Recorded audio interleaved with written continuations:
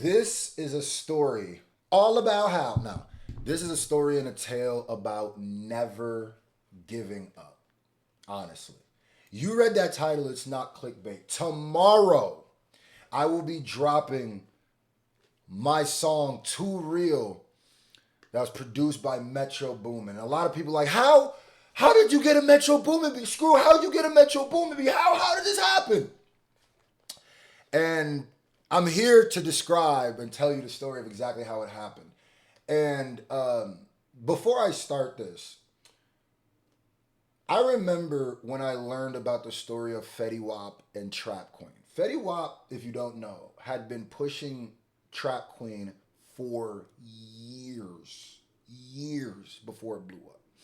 It eventually blew up after he pushed it all this time. And I remember talking to some, or listening to some people in the industry or some artists talking about, you might have already dropped the song that's gonna make you pop off and break through in the industry and don't even know it. You just gave up on it. So this is what happened. Years ago, this is years before I even started doing YouTube. Years ago, when I was just a local Nebraskan artist, nobody knew who I was. There's a producer that I worked with named Zave, Zave on the beat, and he actually had a song, a beat that he had that he worked with Metro. Now I remember asking him at the time, because even back then, this was around the if young Metro don't trust you, I'ma shoot your time, right? Early, right? Even back then, it was big, but Metro was nowhere near as big as he is today. And here's the crazy part. Zayd had been sitting on that beat for years. So the history of this beat is older than, yeah. So he got, back when he, cause he like did like a little beat, and back when he got Metro Boomin to hop in and add some stuff to it. Now this is before Metro Boomin was really even big. This was like before all of that. I think this might have been when he first did it, might have been before a lot of stuff. So it was funny because he hit me up and it took a while. It took some talking, and he was finally like, yo, I got this one with Metro. You trying to get on it? Because at the time, I'm like the biggest artist coming out of Nebraska. You know, I am the biggest artist coming out of Nebraska. Probably me and King ISO or some other. That neither here nor there. Regardless, he was rocking with me. So he gave me the beat. I recorded it. Now this was around the time. I mean, nobody knew who I was outside of Nebraska. Really. This was way before I had one subscriber. This was way years before that. So I put the song out and we pushed it. Did that. And at the time, I just didn't really have a fan base like that. I just really didn't have a name like that.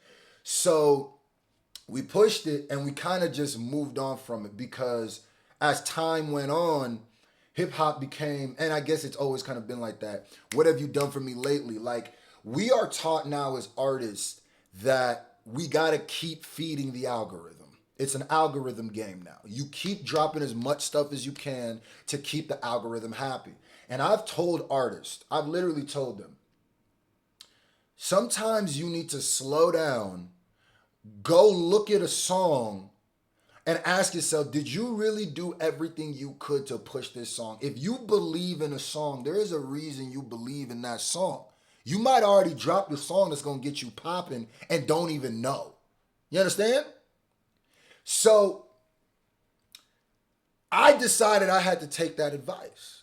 The timing was too perfect.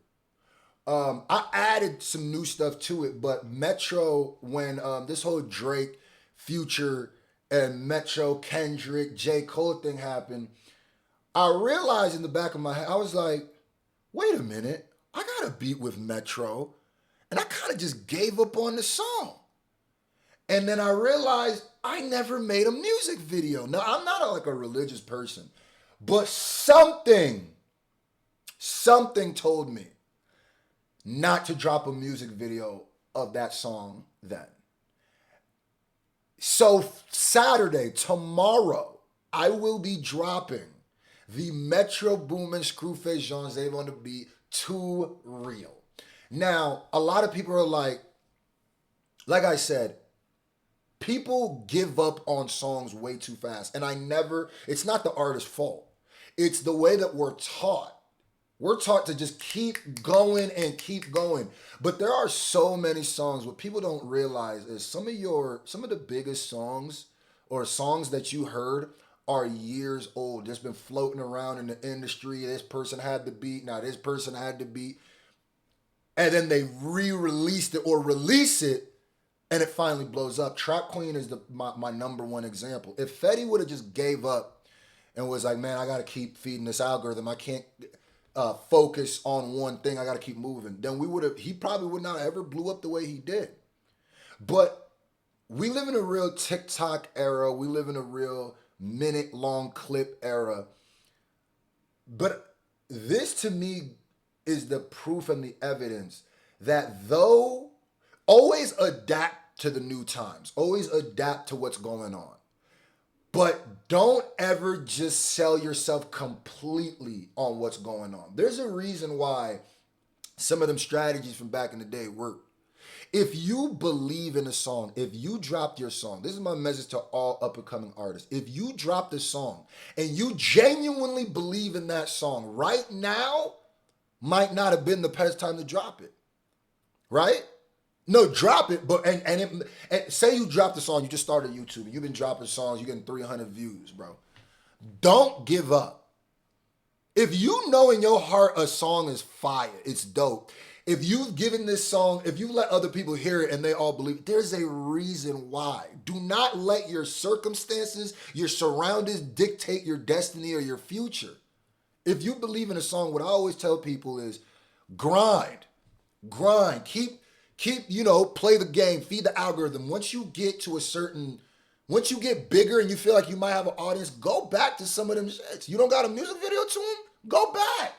It's a little pompous, and I'm saying this on my end, for all of us. It's not even really pompous, just how we're taught to think that we've gotten the most people to listen to the songs that we possibly could. Nah, nigga. You drop a song right now, it might get 10,000 views, and you might think, ooh, that's popping.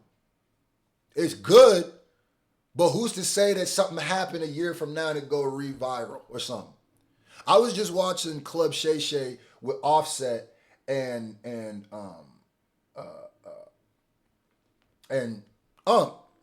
he literally said the good thing about streaming is sometimes you'll drop a song 2 years later, something will happen, that song will blow up. It's happened all the time. So, to all the people out there, thank you so much. This 1 million subscribers, all the people who have subscribed to all my channels, you guys have to understand, you guys are doing more than just getting me clouded up on YouTube. You really are. You're giving me the ability as an artist, as a rapper, to go back and really give things the proper light that they deserved. And I hope that people with dope music get to the point where they're able to do that. I really almost just gave up on this song. That was stupid.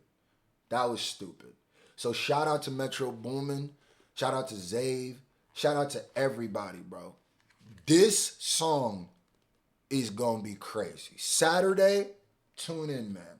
Thank you, guys. I can't wait for y'all to hear this. When you hear that, and this is so old. This ain't even if Young Metro don't trust you, I'm going to shoot you. This is Metro Boomin want some more. So shout out to y'all, man. It's going to be brand new because I'm going to be adding stuff to it, too. So if you already heard it, there's new to it, too. And this music video, man, wait for it. When it drops, I need everybody to subscribe. I need everybody to download the song, stream the song, tweet the song, Instagram, TikTok. This got to go crazy because this is big for the entirety of YouTube in general. And let me tell you something. Another thing. People say, oh, Screw, you dropping a beat with Metro? You got Metro production? That means you chose a side, nigga. It's like, nah, bro. Just because, obviously, I had this before this whole beef thing happened. So dropping a song with Metro does not mean that I'm against Drake or J. Cole. You know what I mean? I'm here for the battle. I love them all. They're the big three. They're some of my three favorites. So either way it goes, if they drop some heat, I'm going to say it. If they drop some whackness, I'm going to say it. But I will say, though, Kendrick Lamar is the only one of them of the big three that I've actually worked with. Me and him did an arena show, just me and him alone. And I've actually talked to Kendrick. So technically, Kendrick and Metro Boomin have been the only ones of the big three who have helped, not the only ones, the ones who have helped me the most out of it. And I know that might look crazy, but that still don't mean. Shout out to y'all. Tomorrow, tune in. We making history.